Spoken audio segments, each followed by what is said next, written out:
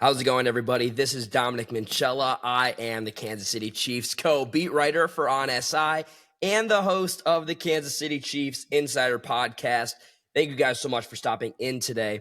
As today we're going to be talking about whether or not it is time to panic in week 2. Following week 2, that is, going ahead into week 3, specifically on the offensive side of the football. Now, we've done this kind of series on the podcast before. We talked about this exact question with our other co-beat writer, Zach Gilbert. He will be featured on the podcast here soon. Make sure you keep up with us. He has boots on the ground. He's a great journalist. He has the intel. I run the podcast. Be sure you follow us here as well on Kansas City Chiefs on SI.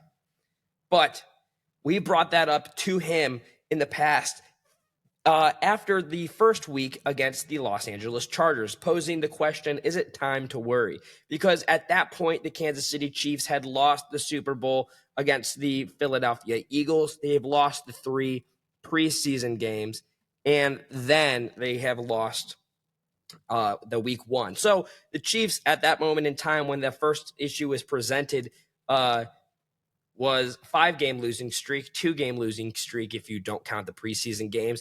But now they are on a 3-game losing streak, starting 0-2 for the first time since 2014. It is also the first time that they have started 0-2 with Patrick Mahomes leading the Kansas City Chiefs in the quarterback position. Now, I'm going to target this and have it be specific to the offensive side of the football. Tomorrow, we will break down is it time to worry about the Chiefs' defense, so be sure you check it out. So without further ado, today we are going to be talking about, is it time to worry for the Kansas City Chiefs offense? Initially, when you look at how everything's going, if you were to take away the previous success that the Kansas City Chiefs have had, if you were to strip away the names and the superstars that they have on this roster and look at the way that they have been performing, I would say yes. It is time to have some concern. The run game has not been established, at least to the players who are supposed to be your leading running backs. The explosiveness weapons on the offensive side or the receiving side of the football is just not there. There's not a whole lot of weapons that we've seen emerge. We've seen glimpses of Hollywood Brown being that guy. We've seen glimpses of Tyquan Thornton, and arguably Tyquan Thornton has been the best wide receiver for the Kansas City Chiefs.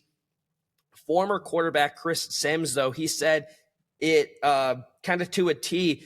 Tyquan Thornton isn't a name that has been established in the National Football League thus far in his career that kind of imposes fear to the weapon and the weaponry for the defense.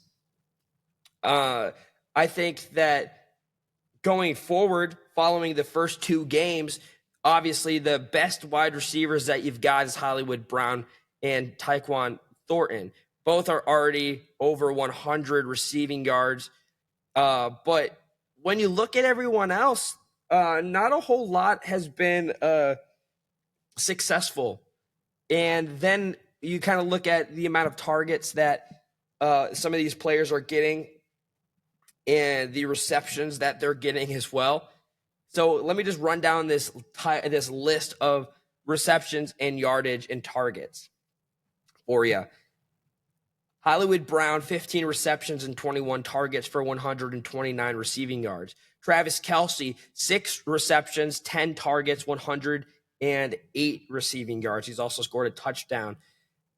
By the way, Travis Kelce, from what we've seen thus far, he's been unfortunately have been a member of halting the momentum for these first 2 games. We'll get into that in a second. Tyquan Thornton in 4 receptions, 9 targets. He has 100 receiving yards. Then you got Juju Smith-Schuster, 6 receptions, 8 targets, 60 receiving yards. And then after that, you get kind of bare. Running backs, Kareem Hunt and Isaiah Pacheco have both 3 receptions, 4 targets for Hunt, 5 targets for Pacheco, 13 receiving yards for Hunt, 10 receiving yards for Pacheco. And then Noah Gray, a guy who I thought was going to be utilized a little bit more in the first half of this season. He has been targeted 6 times with 2 receptions and 4 receiving yards. There's not a whole lot of guys on this offensive side of the ball that have invoked fear, or rather, I guess, confidence in the Chiefs' kingdom from what I've seen. The question, though, that we're proposing, is it time to worry about this Kansas City Chiefs offense? Going into week 3, looking at the team that they're going up against the New York Giants, a Giants team who started off 0-2, but also a Giants team that has been a little bit more explosive on the offensive side of the ball. I would argue that if the Kansas City Chiefs don't have an explosive performance in the wide receiving game for week 3, then I would start to lean more that it's kind of time to worry. But Xavier Worthy is expected to be back after that friendly fire hit by Travis Kelce within the first 3 plays of the Kansas City Chiefs season, knocking his shoulder right out of place for a dislocation. I think it's remarkable. This offense needs Xavier Worthy. Whether or not he will be utilized as aggressively, we has to wait and see, depending, because they don't want to hurt his shoulder any longer. And you're going to have to wait an additional 4 weeks, speaking before the week 3 matchup, before you get Rashee Rice back on this offense. And I think that's the part of this Kansas City Chiefs receiving room that fans should hold out hope for. You know that if Rashee Rice and Xavier Worthy are both going to be on the football field healthy from week 7 on, there's a likelihood that more explosive plays happen. They are the fastest guys, easily the best wide receivers on the team. And when you take them out of the equation, you can tell on how this wide receiving room is laid out of who's the top receiver. And that's Hollywood Brown. Hollywood Brown hasn't necessarily done much this season thus far. Tyquan Thornton has been a threat that is deep for the Kansas City Chiefs, but it hasn't really come out with a whole lot. And Travis Kelce, we have just continued to see a decline in his progression. This is a team that needs Xavier Worthy and Rashee Rice to be successful, or you've got to change your game plan. I know that going into this season, there was a whole lot of talk that the Chiefs and Patrick Mahomes and head coach Andy Reid, they are looking to be more explosive on the receiving side of the football, more long passes, big drives. They haven't had that thus far this season. And maybe that does stem without having Xavier Worthy, it was likely that all the offensive game plan was going to be ran through him.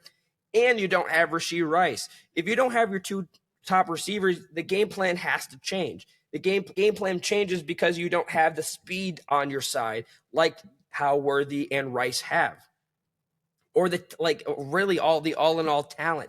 I wouldn't say that this offense is a cause for worry just yet, but if they do lose in week 3 and they have another poor offensive performance on the wide receiving side of the football, I think that it's time that the Kansas City Chiefs make a change and hope that it happens fast. Because Patrick Mahomes, ladies and gentlemen, I've said this before on the podcast titled, Does Patrick Mahomes Have Enough Magic to Take Down the Eagles?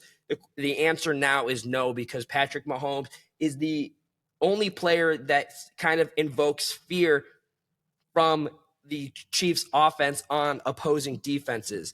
But we all know this. He cannot do it himself. He cannot do it all himself. This guy leads the rushing yards for the campaign for Kansas City. Patrick Mahomes has 123 rushing yards and 13 carries. Kareem Hunt has 13 carries for 47 receiving yards. Isaiah Pacheco has the most carries for 15, has also gone 47 rushing yards. They've had one big play on the rushing side of the ball. one big play that has been 20 or more rushing yards, and that came in Patrick Mahomes' 22-yard rushing touchdown against the Philadelphia Eagles. That is an area of concern thus far. I feel like that's kind of the consensus that you could ask anybody. The running back room needs to step up. Patrick Mahomes should not be leading the running back in their rushing yards. I understand that he's very talented. I think that, though, if Mahomes doesn't have an option to throw it to another wide receiver, which kind of plays in part with this, or if he hands off over the football to one of his running backs and they get maybe 2 yards compared to how Mahomes is getting 10 yards per carry, that is, he's averaging 9.5. That's an issue. That's when you have to be a little bit more concerned. Come week 3, what I'm looking for against the New York Giants is that the Kansas City Chiefs need to have at least one offensive explosion player on the receiving side of the ball and the rushing side of the ball to prove to themselves as well as the league in their competition, their division, the AFC West, and those who are doubting them, that this team is just off to a slow start. At the end of the day, they're still the Kansas City Chiefs. They have a really strong roster led by one of the best quarterbacks in the game on offense. It's going to get better, but I don't know how quick. And if they do fall to 0-3, I think that there would be a problem. That being said, though, ladies and gentlemen, as always, you should follow me over on X at Dom Mancello. I would love to know your thoughts on this. I post and repost every single day. You're not going to want to miss any coverage of the Kansas City Chiefs as we roll into week 3 against the New York Giants. You should also follow us over at KC Chiefs on SI. All stories, articles, podcast, analysis. Those are your places to get your Kansas City Chiefs news. It's on SI. As always, be kind to one another, and I will see you tomorrow.